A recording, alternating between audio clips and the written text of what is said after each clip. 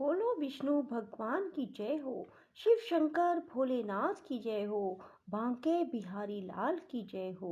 श्रीमन नारायण नारायण नारायण, श्रीमन नारायण नारायण नारायण।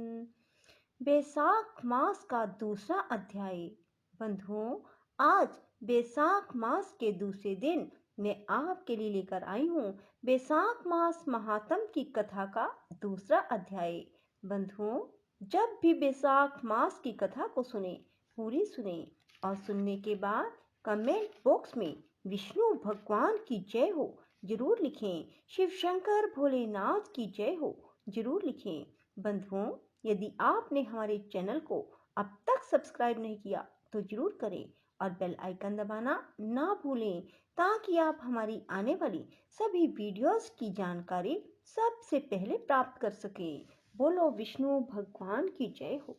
नारद जी कहने लगे, जैसे सतयुग जैसा युग, वेद समान शास्त्र, गंगा जी जैसा तीर्थ, जल दान जैसा दान, भारे समान सुख, खेती जैसा धन, जीवन के समान लाभ, नेत्रों के समान ज्योति, भोजन के समान तृप्ति, सत्य के समान यश, आरोग्य के समान हर्ष कोई दूसरा नहीं है। ऐसे ही बैसाख जैसा अन्य कोई दूसरा मास भगवान को प्यारा नहीं है। जो इस मास को वृथा गवा देते हैं वह धर्महीन शीघ्र ही पशु योनि को पाते हैं।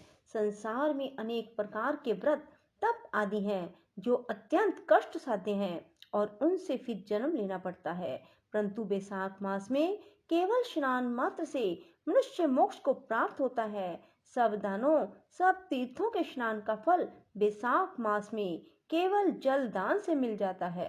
जिसमें जल दान देने की भी शक्ति ना हो वह दूसरे से दान दिलवाए, उसका भी वही फल होता है। जो पथिकों के लिए प्याऊ लगाता है वह अपने कई कुलों का उद्धार करता है। प्याऊ लगाने से देवता, पितर, ऋषि अत्यंत प्रसन्नता को प्राप्त होते हैं। जो जल की इच्छा हो तो जल दान, पवन की इच्छा हो तो पंखा बैसाख मास में दान दें। जो प्यासे को जल पिलाता है वह राष्ट्रीय यज्ञ का फल प्राप्त करता है। जो धूप में पसीने से व्याकुल ब्राह्मण की पंखे से हवा करता है वह सब पापों से रहित हो गरुड़ के समान हो जाता है। और ब्राह्मण को पंखा दान ना करने वाला अनेक प्रकार के वात आदि रोगों से दुखित हो नरक वास करता है। जो थके हुए ब्राह्मण पर कपड़े से ही हवा करता है वह पापहीन होकर भगवान की सायुज्य मुक्ति पाता है। और जो शुद्ध हृदय से ताड़ का पंखा दान करते हैं वे सब पापों से मुक्त होकर बैकुंठ लोक को जाते हैं। जो इस मास में खड़ाऊं दान करते हैं वह यमदूतों का तिरस्कार करते हुए बैकुंठ को जाते हैं।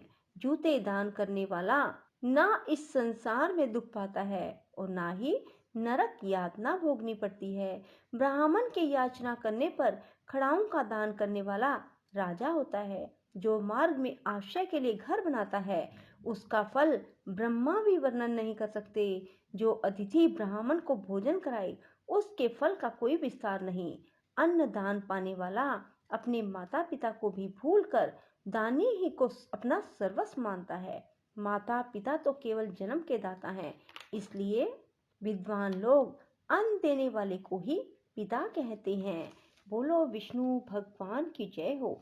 श्रीमन नारायण नारायण हरि हरि, श्रीमन नारायण नारायण हरि हरि, श्रीमन नारायण नारायण हरि हरि, श्रीमन नारायण नारायण हरि हरि, श्रीमन नारायण नारायण हरि हरि, श्रीमन नारायण नारायण हरि हरि, श्रीमन नारायण नारायण हरि हरि, श्रीमन नारायण नारायण हरि हरि, श्रीमन नारायण नारायण हरि हरि, श्रीमन नारायण नारायण हरि हरि, श्रीमन नारायण नारायण